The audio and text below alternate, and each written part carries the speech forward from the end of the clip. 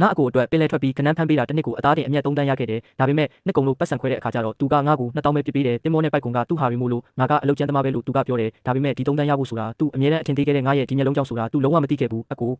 နောက်ဆုံးတကွန်တိတ်လိုက်ပြီးဒီတစ်ခါလဲအပြည့်ပဲကောင်းတယ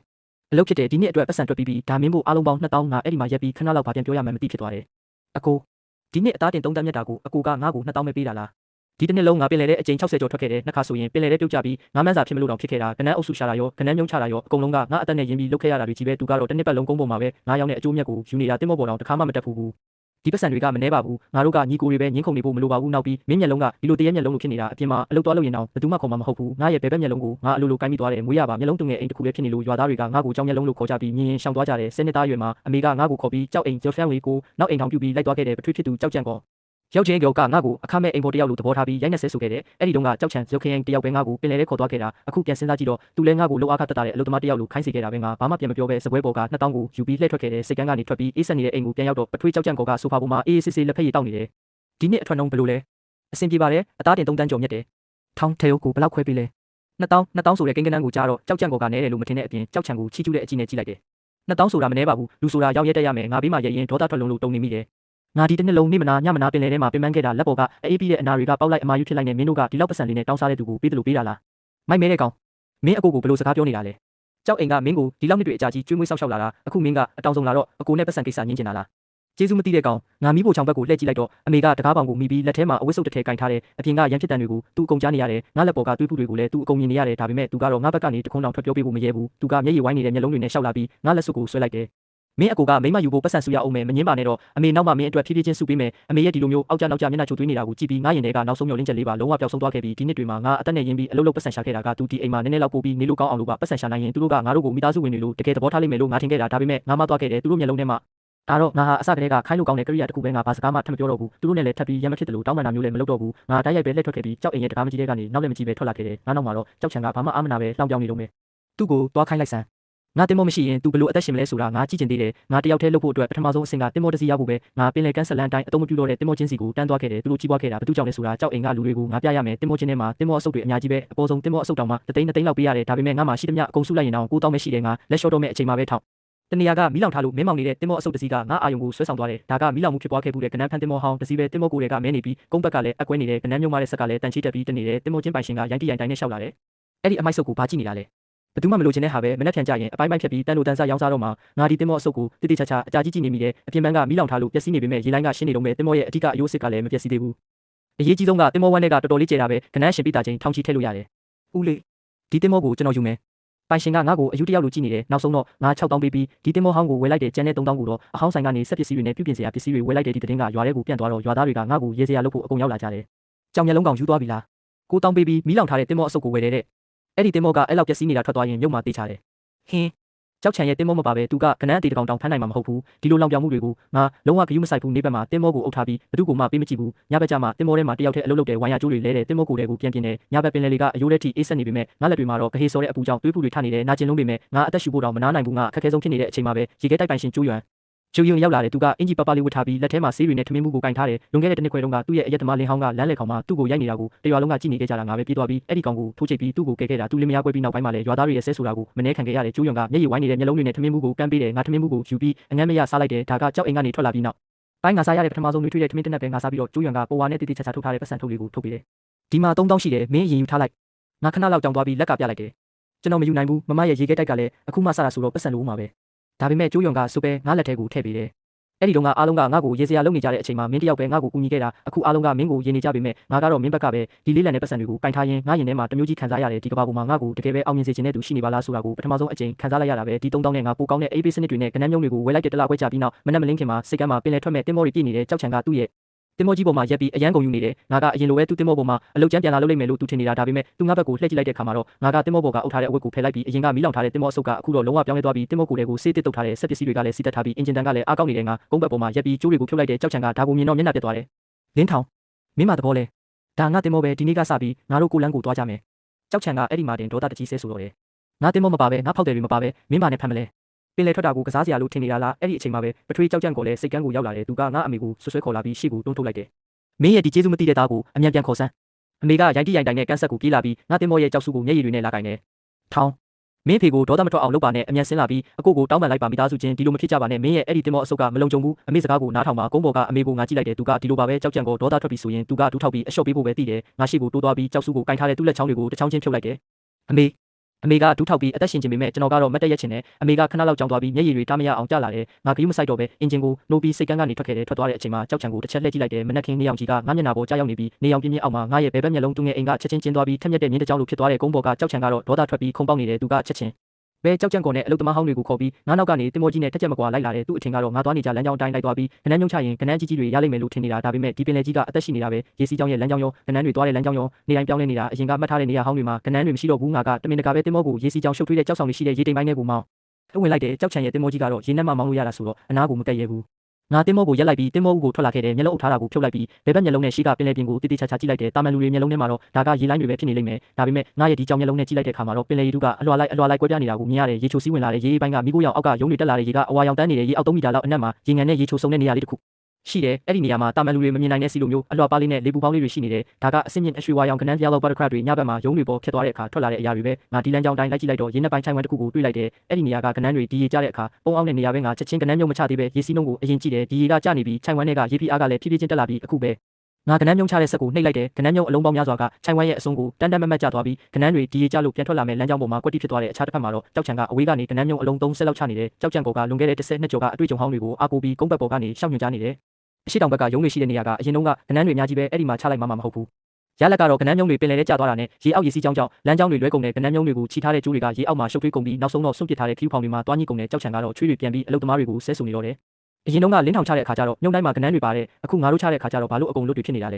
ဲဘေးကအလုတ်သမားဟောင်းတယောက်ကခေါင်းငုံပြီးတိုးတိုးလေးပြောလိုက်တယ်ထေးအရင်တုန်းကနေရာရွေးပေးတာကလင်းထောင်လေးတွေအကုန်လုံးသွားပြီး3ရက်ကြာမှတင်မော2စီးလုံးစိတ်ကန်းကိုတစ်ချိန်တည်းလိုပြန်ရောက်လာကြတယ်စိတ်ကန်းမှာတော့ကနန်းဝယ်မဲ့သူတွေနဲ့ရွာသားတွေအများကြီးစောင့်နေကြတယ်ကြောက်ချံရဲ့တင်မောကြီးကအရင်ဆုံးကတ်တယ်တင်မောဝမ်းထဲကိုဖွင့်ကြည့်လိုက်တော့ကနန်းအဆုပ်ပြက်လေးတွေပဲရှိတယ်အရွယ်စားကလည်းတေးတယ်ရုပ်ကလည်းဆိုးတယ်ကနန်းလက်မတွေကလည်းပျော့ခတ်နေပြီးအသက်မပါသလိုပဲဝယ်မဲ့သူတွေကတစ်ချက်ကြည့်ပြီးတော့ဒီပစ္စည်းတွေကမကောင်းဘူးပဲဒါနဲ့ဘယ်လိုရောင်းမလဲကြောက်ချံရဲ့မျက်နှာကချက်ချင်းပဲဖြူဖြောသွားပြီးဘာမှပြန်မပြောနိုင်တော့ဘူးအဲ့ဒီအချိန်မှာပဲအင်ဂျင်တန်နဲ့အတူငါရဲ့တင်မောဟောင်းလေးစိတ်ကန်းကိုကတ်လာတယ်တင်မောမရက်ခင်မှာတင်ကျိုးရွံကရေခဲကားနဲ့ဘေးမှာစောင့်နေပြီးအားလုံးရဲ့အကြည့်တွေကငါတင်မောပေါ်ကိုရောက်လာကြတယ်ရွာသားတွေတဲကတချို့ကတိုးတိုးလေးပြောကြတယ်စီဖိုးတောင်ပြန်ရပါမလားမသိဘူးငါသူတို့ကိုဂရုမစိုက်ပဲတင်မောဝမ်းကိုချက်ချင်းဖွင့်လိုက်တယ်ရေတွေနဲ့အတူကနန်းနီကြီးတွေကတင်မောဝမ်းထဲမှာပြည့်နေတာပဲကနန်းခုံတွေတစ်ခုနဲ့တစ်ခုထိတဲ့အတန်တွေကတကြောက်ကြောက်နဲ့မြည်နေတယ်ကနန်းတိုင်းကလက်မတွေကတုပ်ပြီးကြောပြင်ကပြောင်းလဲနေတာပဲအထက်ကသားတွေကလည်းခုံကိုဖောက်ထွက်မတက်ပြည့်နေတာအားလုံးကခဏလောက်ငြိမ်ကျသွားတယ်နောက်ပြီးတော့ငါကအတွင်းဘက်မှာတင်ထားတဲ့မျက်ခြောက်တွေနဲ့ထုတ်ထားတဲ့ချင်းတောင်းတွေကိုဖွင့်လိုက်တယ်တကူလုံးရွှေဝါရောင်တန်းနေပြီးလက်မထိတ်ကနေစီတွေထွက်နေတဲ့ထိတ်တန်းရွှေဝါရောင်ကနန်း10ကောင်ကျော်ထွက်လာတယ်ကြည့်နေတဲ့လူအုပ်ကြီးကချက်ချင်းပဲစူညံသွားတော့တယ်ဖျားရည်ဒါတကယ်ရွှေဝါရောင်ကနန်းတွေပဲဒီအယောင်မျိုးကတကောင်ကို1000ကျော်ပေးရင်တော့လူဝယ်ကြမှာလင်းထောင်ဒီကောင်တော့ချမ်းသာပြီးဟိအစင်းမြင့်စားတောက်ဆိုင်ပိုင်ရှင်တွေကချက်ချင်းပဲဝိုင်းလာကြတယ်ညီလေးဒီရွှေဝါရောင်ကနန်းတွေကိုအကုန်ယူမယ်တကောင်ကို1500ပေးမယ်ငါ1800ပေးမယ်ကျန်တဲ့ကနန်းတွေကိုလည်းအမြင့်ဆုံးဈေးနဲ့ယူမယ်ကျိုးယွန်ကအဲ့ဒီမှာတင်ဈေးတိုင်စနစ်နဲ့ရောင်းပေးလိုက်တာအချိန်ကြီးကအရန်ကိုအချိန်တက်သွားတယ်နောက်ဆုံးတော့ငါတင်မောတစ်စီးလုံးကကနန်းတွေက4,500နဲ့ရောင်းလိုက်ရတယ်ငါအဲ့ဒီပတ်စံထုတ်ကြီးကိုအိတ်ထဲထည့်လိုက်ပြီးအဝေးကကြောက်ချံကိုလှည့်ကြည့်လိုက်တယ်သူ့မျက်နှာကလုံးဝဖြူဖြောနေပြီးငါအိတ်ကိုပဲကြောင်ကြည့်နေတယ်သူအခုမှတိတိကျကျနားလည်သွားတာပဲအရင်တုန်းကသူရခဲ့တဲ့ပတ်စံတွေကသူ့ရဲ့တင်မောကြီးကြောင့်မဟုတ်ပဲသူအမြဲတမ်းလှောင်ပြောင်းခဲ့တဲ့ငါရဲ့ဒီမျက်လုံးကြောင့်ဆိုတာကိုပါတကယ်တော့ကြောက်ချံကဖောက်တဲ့ကြီးတွေစီကနေစရံငွေတွေယူထားပြီးကနန်းပိတ်တာချင်း900နဲ့ရွှေဝါရောင်ကနန်းအကောင်20ပေးမယ်လို့ကတိပေးထားတာအခုသူပစ္စည်းမပေးနိုင်တော့ရော်ကြီးကဆဲဆပြန်ပေးရမယ်အဲ့ဒါက3000ကျော်လောက်ရှိတဲ့ငွေမြောက်များပဲသူလုံးဝမတက်နိုင်ဘူးအဲ့ဒီနေ့ညနေမှာပဲကြောက်ချံကောကငါအမေကိုစိတ်ကန်းကိုလာခိုင်းပြီးငါကိုလာရှာခိုင်းတယ်အမေကငါတင်မောနာကိုရှောက်လာတဲ့မျက်လုံးတွေကနီးရဲပြီးဖောင်းနေတာကြည့်ရတာအကြီးကျယ်ငိုထားပုံပဲထောင်း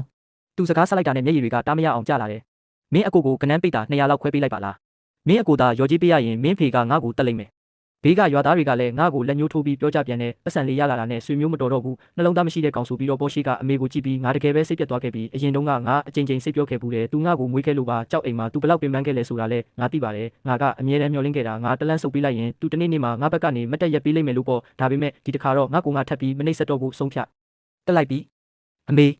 ေမငိုပါနဲ့တော့အမေကငါအလျှော့ပေးလိုက်ပြီးထင်ပြီးမျက်ရည်တွေကိုအမြန်တုပ်လိုက်တယ်ထောင်းမေသိပါတယ်မင်းကအတိဆုံးသားလိမ္မာလေးဆိုတာငါချက်ချင်းပဲဖုန်းကိုထုတ်ပြီးလူများရှိမှအတန်ဖိုင်တစ်ခုဖွင့်ပြလိုက်တယ်ဒါကနှစ်ကုံလို့ပတ်စံခွဲတဲ့နေလုံးကအိမ်ပြင်မှာငါခိုးပြီးအတန်ဖမ်းထားတာဖုန်းကနေကြောက်ချင်ရမောက်မာတဲ့အတန်ကစိတ်ကန်းတစ်ခုလုံးကိုပြန်သွားတော့တယ်သူကကနန်းမြုံချတဲ့အလုပ်ကျန်းသမားပဲဟာပြီးတော့ပထွေးကြောက်ကြံကိုရဲ့အတန်ကဆက်ထွက်လာတယ်အပြင်ကလာတဲ့မိစ္ဆာကောင်းပဲ2000ပေးတာမနှဲပါဘူးအတန်ဖိုင်ရဲ့နောက်ဆုံးမှာတော့ကြောက်ချန်သမီးလေးရဲ့လှောင်ရည်တန်းတောင်ပါသေးတယ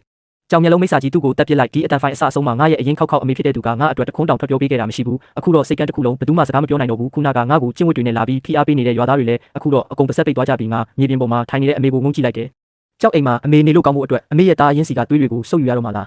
ဒီစကားကိုကြားတော့အမေကတုံတုံရင်ရင်နဲ့အတန်းတော်မထွက်နိုင်ပဲငိုနေတော့တယ်ငါသူ့ကိုထပ်မကြည့်တော့ဘူးအားလုံးရဲ့မျက်စိရှိမှတင်ငါတင်မောပေါ်ကကနန်းကောင်းစားတွေကိုအပြင်ကလာတဲ့ရေခဲကားပေါ်ကိုအကုန်တင်ပေးလိုက်တယ်ကြောက်ချံအတွက်တစ်ချက်သားတော့မချမ်းပေးခဲ့ဘူးအခုတော့ကြောက်ချံကလုံးဝကိုလမ်းဆုံးသွားပြီးဖောက်တယ်တွေကလည်းပစ္စည်းပေးဖို့ဖုန်းတွေနေတိုင်းဆက်နေတယ်ဆဲဆပေးရမယ့်ရော်ကြီးကသူ့ကိုအသက်ရှူချက်စေတယ်သူကငါ့ကိုလာတောင်းပန်ဖို့မျက်နှာမရှိတော့နောက်ွယ်ကနေနီလန်မားတွေသုံးဖို့ကြံစီတော့တယ်ငါရဲ့ဒီကြောင်မျက်လုံးနဲ့ဆိုရင်ညဘက်မှာနေဘက်ထက်တောင်ပိုပြီးရှင်းရှင်းလင်းလင်းမြင်ရတဲ့တညမှာငါတင်မောမောင်းပြီးပင်လယ်ပြင်မှာကနန်းမြုံတွေသွားသိမ်းတော့နောက်ကနေမီးမဖွင့်ထားတဲ့တင်မောမဲတစီလိုက်လာတာကိုတွေ့လိုက်တယ်ဒါကြောက်ချံရဲ့တင်မောဆိုတာငါတစ်ချက်ကြည့်ုံနဲ့သိတယ်သူကငါစီကနေခိုးပြီးပညာသင်ကျင်တာငါဘယ်နေရာတွေမှာမြုံချလဲဆိုတာကိုသိကျင်တာငါရင်ထဲမှာရေချင်စိတ်တောင်ပေါက်မိတယ်ပင်လယ်ပြင်မှာအသက်မွေးဝမ်းကြောင်းတဲ့ပညာဆိုတာဒီနေရာလေးတစ်ခုလောက်သိုံနဲ့တက်နိုင်တာမဟုတ်ဘူးငါကတမင်တကာပဲတင်မောကိုတာမန်လူတွေမသွားတဲ့လူသူကင်းမဲ့တဲ့ရုံတော်တွေရှိတဲ့နေရာကိုမောင်းသွားလိုက်တယ်ဒီနေရာကအပေါ်ရန်ကြည့်ရင်ငြိမ်နေပေမဲ့ငါမျက်လုံးထဲမှာတော့ရေအောက်မှာအသက်အန္တရာယ်ရှိတဲ့ဒီရေကျခြိုင်ဝမ်းကြီး၃ခုရှိနေတာကိုမြင်နေရတယ်အဲ့ဒီနေရာကရေစီးကြောင်းကမပြင်းပေမဲ့လမ်းကြောင်းကအရန်ရှုပ်တယ်ဒီရေကျတာနဲ့အဲ့ဒီနေရာကလူကိုဝါမျိုးမဲ့ရှုံ့နွံ့အိုင်ကြီးဖြစ်သွားမှာငါကဘေးကင်းတဲ့နေရာနဲ့ခြိုင်ဝမ်းဆုံတဲ့နေရာကိုရှာပြီးကနန်းညဒုံးတွေကိုချလိုက်တယ်အဲ့ဒီနေရာကဒီရေအတက်အကျကကနန်းတွေကိုပိတ်မိစေတယ်လို့မြုံတွေလည်းရေစီးကြောင်းကြောင့်မျောမသွားဘူးငါလက်တွက်ချေတွက်နဲ့မြုံတွေကိုချပြီးစိတ်ကန်းကိုပြန်မောင်းလာခဲ့တဲ့နောက်ကနေခိုးကြည့်နေတဲ့ကြောက်ချံကတော့ချမ်းသာမဲ့လှုပ်ဝက်ချက်ကိုရပြီဆိုပြီးပျော်နေတော့တာပေါ့နောက်တနေ့ညတစ်ခေါက်မှာကြောက်ချံကကြောက်ကြံကော်ကိုခေါ်ပြီးဒီနေရာကိုခိုးလာကြတယ်အဖေဒီနေရာပဲလင်းထောင်ဒီမှာမြုံချတာကိုတားကိုယ်တိုင်မြင်ခဲ့တာကြောက်ချံကရေပေါ်ကအမှတ်သားကိုလက်ညှိုးထိုးပြပြီးစိတ်လှုပ်ရှားနေတဲ့ကြောက်ကြံကော်ကလည်းမျက်လုံးတွေတောက်နေပြီးမြ мянမိုးမလင်းခင်သူ့မြုံတွေကိုအကုန်မလိုက်သူကငါတို့ကိုကနန်းမပေးဘူးဆိုတော့သူ့မြုံတွေရောကနန်းတွေရောဘာမှမကြံအောင်လုပ်ပြမယ်ဒီလူနှစ်ယောက်ကရေပေါ်ကလိုင်းတုံတွေကိုလည်းနားမလည်ဘူးရေအောက်မှာခြိုင်ဝမ်းတွေရှိတာကိုလည်းမသိဘူးကြောက်ချံကစုပ်ပဲတင်မောကိုခြိုင်ဝမ်းတစ်ခုကြားထဲမောင်းဝင်လိုက်တယ်မြုံမတဲ့ဆက်ကိုဖွင့်လိုက်ပြီးပထမဆုံးမြုံတန်းကိုရေပေါ်ဆွဲမတင်ရသေးဘူးရေအောက်ရေစီးကြောင်းကလမ်းကြောင်းပြောင်းသွားတော့တယ်ပြင်းထန်တဲ့ဗေဒရေစီးကြောင်းကကျိုးတွေကိုလွှဲသွားထားပြီးတင်မောနောက်ကပန်ကာထဲမှာတွားညှိကုန်တဲ့အင်ဂျင်ကအတန်တစ်ချက်မြည်ပြီးရက်သွားတော့တယ်တင်မောကအရှိန်ပြောက်သွားပြီးရေစီးကြောင်းတိုင်းကြောက်ဆောင်တွေစီကိုမျောသွားတော့တယ်ဘာဖြစ်တာလဲကြောက်ချံကချွေးတွေပြန်ပြီးတင်မောနောက်ကိုပြေးသွားတယ်ကျိုးတွေပန်ကာမှာညှိကုန်ပြီးတင်မောမောင်းလို့မရတော့ဘူးတင်မောကကြောက်ဆောင်တွေကိုဝင်တိုက်တော့မဲ့အခြေအနေမှာကြောက်ကြံကော်ကစိတ်ပူပြီးဓာတ်တစ်ချောင်းကိုဆွဲတင်မောဘေးကနေခါလောက်ရှိတဲ့ရေထဲကိုခုန်ဆင်းလိုက်တယ်ပန်ကာမှာညှိနေတဲ့ကျိုးတွေကိုတွားဖြတ်ဖို့ပေါ့ဒါပေမဲ့သူ့လမ်းနဲ့လမ်းလောက်ပဲရှောက်ရသေးတယ်မျက်နှာကချက်ချင်းပြောင်းလဲသွားတယ်ကဲပါကဲကြပါဦးငါကြုံနေပြီးသူ့ခြေထောက်အောက်ကမြေကြီးကတဲမြေမဟုတ်ပဲကော်လိုမျိုးကက်နေတဲ့ရွှွနှုံနဲ့ကြီးဖြစ်နေတယ်သူလှုပ်လေလေပိုးပြီးနစ်လေလေပဲခဏလေးတွင်းမှာတင်ရွှွတွေကပေါင်းလောက်ထိရောက်လာတယ်ကြောက်ချံကကြောက်လန့်တကြားနဲ့ကျိုးတစ်ချောင်းကိုဆွဲပြီးဆင်းကဲဖို့လုပ်ပေမဲ့သူလည်းချေချလိုက်တာနဲ့ရွှွနှုံကသူ့ခြေထောက်တွေကိုဆွဲထားလိုက်တော့တယ်ပိုးပြီးဆိုးတာကအပြင်ကပင်လယ်ရေတွေကတက်လာပြီးရေတွေကလင်းလင်းမြန်မြန်ပဲတက်လာပြီးသူတို့ရဲ့ထွက်ပေါက်တွေကိုပိတ်ဆို့လာတော့တယ်ဆွဲပါကြောက်ချံကကိုအားနဲ့ဆွဲဆန်းပါအောင်ကြောက်ကြံကောကကြောက်လန့်တကြားနဲ့ရွှွနှုံထဲမှာလက်တွေနဲ့ရက်နေတယ်ဒါပေမဲ့ကြောက်ချံကိုယ်တိုင်လည်းနစ်နေတာဆိုတော့ဘယ်မှအားရှိပါမလဲအေးဆက်နေတဲ့ပင်လယ်ရေတွေကဆက်တက်နေတော့မယ်ကြောက်ချံကကြောက်လန့်တကြားနဲ့ဖုံးထုတ်ပြီးရေချောင်းရဲတက်ခွက်ကိုဖုံးဆက်အကူအညီတောင်းလိုက်တယ်အဲ့ဒီအချိန်မှာငါကအိမ်မှာကျိုးရွံတိုက်တဲ့ချင်းပြုတ်ရီကိုတောက်နေတော့မယ်အဲ့ဒီအချိန်မှာပဲရေချောင်းရဲတက်ခွက်ကနေကယ်ဆယ်ရေးမှာကူညီပေးဖို့အကြောင်းကြားစာရောက်လာတဲ့နေရာကိုကြားတာနဲ့သူတို့ငါးမြုံတွေကိုလာခိုးတာဆိုတာငါချက်ချင်းသိလိုက်တယ်သူတို့ကိုမသွားခင်နဲ့သူတို့ကမင်းပစ္စည်းတွေကိုလာခိုးတာပဲထိုက်တန်ပါတယ်ငါပကံကိုချလိုက်ပြီးခဏလောက်ငြိမ်နေမိတယ်ပင်လယ်ပြင်မှာဆိုရင်တော့မကယ်ပဲမနေရဘူးဒါကစီကမ်းပဲငါရေကအင်ဂျီကိုဝစ်ပြီးငါရဲ့တင်မောဟောင်းလေးနဲ့အခင်းဖြစ်ပွားရာကိုထွက်လာခဲ့တဲ့မိုးလင်းခါနီမှာရဲတပ်ဖွဲ့တင်မောတွေရောက်နေပြီမဲ့သူတို့ကအနားကိုမကက်ရဲကြဘူးဒီရွှွနှုံထဲမှာထောင်ချောက်တွေအများကြီးပဲငါတင်မောကိုဘေးကင်းတဲ့နေရာမှာရက်လိုက်ပြီးတင်မောဦးမှာရက်လိုက်တယ်မနက်ခင်းနေအောင်ကငါရဲ့ဘယ်ဘက်မျက်လုံးပေါ်ကြားရောက်လာတဲ့အခါမှာတော့ရှေ့ကမြင်ကွင်းကလုံးဝပြောင်းလဲသွားတယ်ရေအောက်ကအခြေအနေတွေကိုငါအကုန်မြင်နေရတယ်ငါကယ်ဆယ်ရေးကျိုးကိုခါမှာပတ်တင်မောမှာချီပြီးသူတို့စီကိုတလန်းချင်းရှောက်သွားခဲ့တဲ့ကြောက်ကြံကောကအနစ်ဆုံးပဲရေတွေကသူ့ရင်ဘက်လောက်ထိရောက်နေပြီးကြောက်ချံကတော့ကြောက်လန့်တကြားနဲ့ငိုပြီးအော်ဟစ်နေတယ်ငါကိုမြင်တော့သူကစိတ်လှုပ်ရှားစွာနဲ့အော်ပြောတယ်ငါသူ့ကိုဂရုမစိုက်ပဲကြောက်ကြံကောကိုအရင်ကဲထုတ်လိုက်တယ်ပြီးတော့မှကြောက်ချံကိုဆွဲထုတ်ခဲ့တယ်သူတို့တင်မောပေါ်ရောက်ပြီးခဏလေးတွင်းမှတင်ခုနကသူတို့နေခဲ့တဲ့နေရာကိုရေတွေကအကုန်လွှမ်းသွားတော့တယ်9မိနစ်လောက်နောက်ကျရင်သူတို့နှစ်ယောက်လုံးတင်မှာတေချာတယ်ငါထင်ခဲ့တာကဒီလေ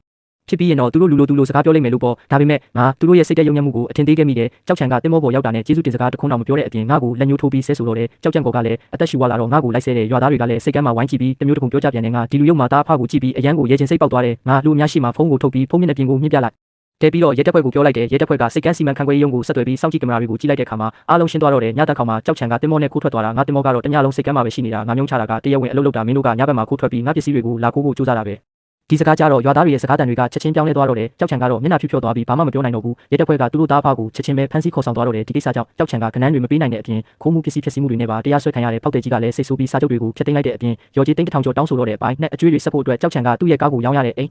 ကိုပေါင်ရတဲ့နောက်ဆုံးတော့သူ့ရဲ့တင်မောကြီးကိုတောင်တရားရုံးကတိမ့်ပြီးလေးလံပစ်လိုက်ရတဲ့ဒါတောင်မှတိန်း200လောက်လိုနေသေးတယ်ကြောက်ကြံကောကစိတ်ပူပြီးလေးဖြတ်သွားတော့တာပဲခွဲစိတ်ခါကတိန်း100လောက်ကုန်နေတဲ့အခုတော့ကြောက်အိမ်မှာပတ်စံတပြားမှမရှိတော့ဘူးအမေကလမ်းနဲ့ကရှောက်ပြီးပတ်စံလိုက်ချေးပေးမယ်ဘယ်သူမှမချေးကြဘူးနောက်ဆုံးတော့အမေကငါစီကိုပဲရောက်လာပြန်တဲ့တညမှာမိုးတွေအရန်ရွာနေတော့အမေရောက်လာတယ်သူကတကိုယ်လုံးဆွဆွဲနေပြီးအိုးစားသွားတယ်လို့ပဲထောင်းအမေကိုကူညီပါဦးမင်းဖေကိုကဲပါဦးစေးရုံကပတ်စံမသွင်းရင်ခွဲစိတ်မပေးဘူးတဲ့မင်းမအခုပတ်စံရှိနေပြီပဲအမေကိုတိန်း100လောက်ချေးပါလားငါရင်ထဲမှာဘာသနာစိတ်မှမရှိတော့ဘူးကျိုးရုံကထွက်လာပြီးပြောတယ်အန်တီကြောက်ချံကသူ့ကိုအိမ်ပေါ်ကနှင်းချတော့ကတော့အန်တီကဘာမှမပြောခဲ့ဘူးနော်အမေကရှက်ရှက်နဲ့ခေါင်းငုံပြီးငိုနေတော့တယ်အမေမားပါထောင်မင်းကတော့မကဲပဲမနေပါနဲ့သူကမင်းကိုဒီလောက်နှစ်တွေအကြာကြီးကျွေးမွေးခဲ့တာပဲငါသူ့စကားကိုဖျက်ပြောလိုက်တယ်သူကျွေးခဲ့တာဒီနှစ်တွေမှာငါကြောက်အိမ်အတွက်လုပ်ပေးခဲ့တာတွေရှာပေးခဲ့တဲ့ပတ်စံတွေကသူ့အသက်10ချောင်းစာထက်တောင်ပိုပါတယ်အမေကမျောလင်းချက်မဲ့စွာနဲ့မြေပြင်ပေါ်မှာထိုင်နေတော့ငါကဘန်ကက်တစ်ခုကိုထုတ်ပေးလိုက်တယ်လှုပ်ဝက်နံပါတ်ကအမေရဲ့မွေးနေ့ပဲအမေကဝမ်းသာအားရနဲ့ထောင်းအမေသိပါတယ်မင်းကငါတို့ကိုပြစ်မထားဘူးဆိုတာသူကဘန်ကက်ကိုကင်ပြီးငါ့ကိုဆွဲဖို့လုပ်တယ်ထောင်းအိမ်လည်းမရှိတော့ဘူးဆိုတော့အမေခွဲစိတ်ပြီးရင်မင်းစီမှာလာနေလို့ရမလားငါနောက်ကိုတလန်းဆုပ်လိုက်တယ်ဒီကက်ထဲမှာ2000ပဲရှိတယ်ဒါကကြောက်ကြံကောကိုကဲဖို့မဟုတ်ဘူးအမေနဲ့ကိုပြန်ပြီးအေးအေးဆေးဆေးနေဖို့အတွက်ပဲအမေကအကြောင်းသွားပြီး2000နဲ့ဘယ်လိုခွဲစိတ်မလဲထောင်း မင်းမပတ်စံတွေအများကြီးရှိနေတာကိုဘာလို့ဒီလောက်ရက်ဆက်ရတာလဲငါအေးစစ်စစ်ပဲသူ့ကိုကြည့်လိုက်တယ်ငါရက်ဆက်တယ်ငါလက်တွေအပူလောင်ပြီးပျက်စီးနေတော့ကအမေပဲမလဲငါ့ကိုအိမ်ပေါ်ကနှိမ့်ချတော့ကအမေပဲမလဲမင်းတို့ငါမျိုးတွေကိုလာခိုးပြီးငါ့ကိုလမ်းဆုံးအောင်လုပ်တော့ငါရောအမေပဲမလဲငါအမေရဲ့မျက်နှာကဖြူဖြော့သွားတယ်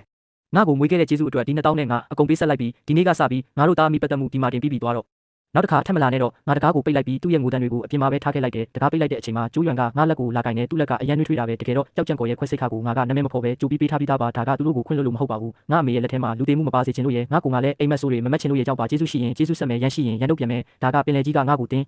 ပေးထားတဲ့စီကံမဲ့အမေကတော့သူဘာတွေဆုံးရှုံးသွားလဲဆိုတာကိုနောက်ဆုံးတော့နားလည်သွားလိမ့်မယ်ဒါပေမဲ့အရာအလုံးကနောက်ပြန်လှည့်လို့မရတော့ဘူးရက်အနေငယ်ကြတော့ကြောက်ကြံကိုကခွဲစိတ်ပြီးပေမဲ့လေဖြတ်သွားတယ်ကြောက်ချံကလည်းထောင်ကထွက်လာတော့ဘာမှမရှိတဲ့လူစင်းရဲဖြစ်သွားပြီးအမေကငါပေးတဲ့2000ကိုယူပြီးလေဖြတ်နေတဲ့ကြောက်ကြံကိုခေါ်ပြီးနေကိုပြန်သွားကြတယ်အဲ့ဒီနောက်ပိုင်းကြောက်အိမ်ကလူတွေကိုစိတ်ကမ်းမှာထပ်မမြင်ရတော့ဘူး3နှစ်ကြာသွားခဲ့ပြီးငါနဲ့ကျိုးရွံကကနန်းကုန်ပဏီတစ်ခုကိုအတူတူထောင်လိုက်ကြတယ်ငါကပင်လေထွက်ပြီးကနန်းဖန်းနဲ့သူကဖောက်တယ်တွေရှာပြီးပို့ဆောင်ရေးလုပ်တယ်အရင်ကမီးလောင်ထားတဲ့တင်မောအစုပ်လေးကနေအခုတော့တင်မောကြီး9စီးရှိနေပြီးငါရဲ့ဒီကြောင်မျက်လုံးအကြောင်းရေးစီးကြောင်းတွေကနန်းတွေသွားတဲ့လမ်းကြောင်းတွေကိုငါအကုန်မြင်နေရတယ်ဒီမျက်လုံးကအခုတော့ကန်ဆိုးတဲ့အမှတ်သားမဟုတ်တော့ပဲငါ့ကိုချမ်းသာစေတဲ့တော့ချက်ဖြစ်လာခဲ့ပြီးအရင်ကငါ့ကိုကြောင်မျက်လုံးမိတ်ဆာလို့ခေါ်ခဲ့တဲ့သူတွေကအခုတော့ငါ့ကိုကြောင်မျက်လုံးတင်မောအုပ်ကြလို့ရိုးရိုးသေးသေးခေါ်နေကြပြီးအခုကကနန်းစားလို့အကောင်းဆုံးအောက်တိုဘာလပဲငါရဲ့မင်္ဂလာဆောင်တဲ့နေ့လေးဖြစ်တယ်မင်္ဂလာဆောင်ကိုမြို့ပေါ်ကအကောင်းဆုံးဟိုတယ်မှာကျင်းပတဲ့ဆင်အောက်မှာတော့အရင်ကငါ့ကိုအထင်သေးခဲ့တဲ့သူတွေရောအခုငါစီမှာအလုပ်လုပ်နေတဲ့ဝန်ထမ်းတွေရောအများကြီးပဲဟိုတယ်ပြင်ပမှာတော့အလုပ်သမားအင်ဂျီအစုံနဲ့လူတစ်ယောက်ကကနန်းချင်းတွေကိုပင်ပန်းပန်းတင်နေရတယ်အဲ့ဒါကြောက်ချံပဲသူကမှန်တကားကြားကနေစင်ပေါ်မှာဝက်ကောင်းစားလာနဲ့ရှိနေတဲ့ငါ့ကိုမနာလိုတဲ့မျက်လုံးတွေနဲ့ကြပြနေတယ်ဒါပေမဲ့သူဘာမှမတက်နိုင်ဘူးမင်္ဂလာဆောင်မှာတချင်းတန်တွေထွက်လာပြီးကျိုးရွံကမင်္ဂလာဝတ်စုံဖြူဖြူလေးနဲ့ငါစီကိုရှောက်လာတယ်ငါသူ့လက်ကိုတင်းတင်းဆုပ်ကင်လိုက်တယ်ငါဒုက္ခရောက်နေတော့ငါ့ကိုထမင်းကျွေးပြီးပတ်စံချေးပေးခဲ့တဲ့ဒီလက်ကလေးတွေကိုငါတစ်သက်လုံးစောက်ရှောက်သွားမှာပါလက်စွပ်လဲမဲ့အချိန်မှာကျိုးရွံကခဏရက်လိုက်ပြီးငါ့ကိုကြည့်တယ်ငါကအမြဲတမ်းမျက်မှန်အမြဲနဲ့ဒီမျက်လုံးကိုဖုံးထားတတ်တာကိုထောင်းနောက်ဆိုဒါကြီးမတက်ပါနဲ့တော့ငါခဏလောက်ကြောင်သွားပြီးမှမျက်မှန်ကိုဖြုတ်လိုက်တယ်အဲ့ဒီမျက်မှန်မဲလေးကကော်စောနီပေါ်ကိုကျသွားတော့